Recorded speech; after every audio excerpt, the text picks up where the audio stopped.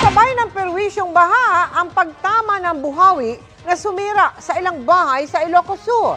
Ang sitwasyon doon tinutukan live ni Ivy Hernando ng GMA Regional TV1 North Central Luzon. Ivy? Mel, hindi lang baha ang naminsala sa ilang lugar sa Ilocos Sur, kundi pati buhawi sa kasagsagan ng Bagyong Goring. Pasado alas 2 kahapon, nakunan ito sa San Vicente, Ilocos Sur. Kita ang maitim na ulap at nabuong malaking buhawi. Sa isa pang video, kita kung gaano kalakas ang hangin. Motor! Kaya agad na inilipat ng mga tao ang kanilang mga motorsiklo.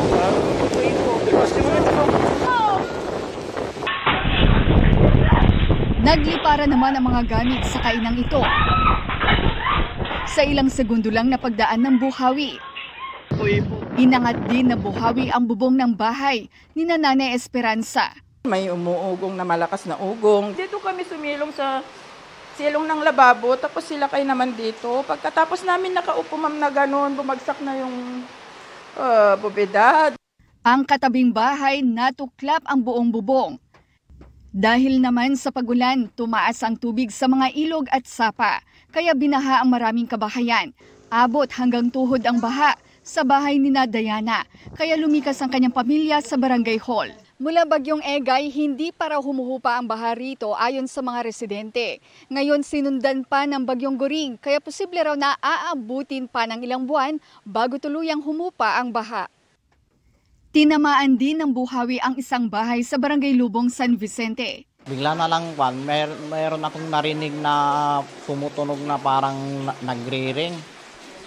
Tapos, saglit lang, nandito na yung buhawi.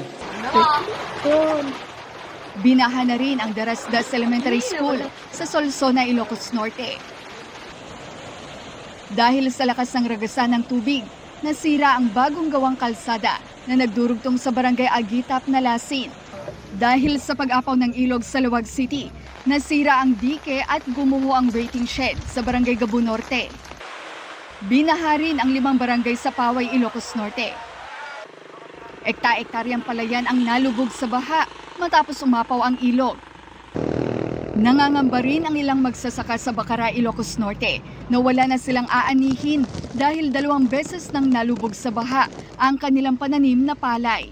Yung talagang may pinsala, yung nasa reproductive stage na at saka may mga natabunan, may mga nalubog, yun ang tinitingnan natin, i-assess kung talagang magkano, kung ilang ektarya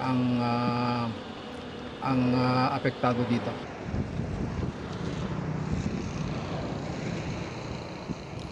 Mel, unang tumama ang buhawi sa bayan ng San Vicente kung saan isang bahay ang nasira. Saka ito dumiretso sa bayan ng San Ildefonso kung saan 3 bahay naman ang napinsala.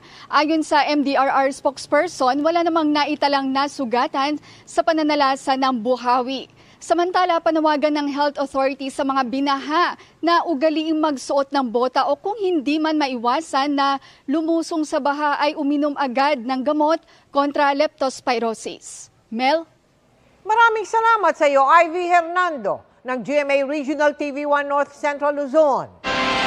Mga kapuso, kasama niyo kami 24 oras. Mag-subscribe sa GMA Integrated News sa YouTube. Sa mga kapuso abroad, bisitahin ang GMA Pinoy TV at www.gmanews.tv.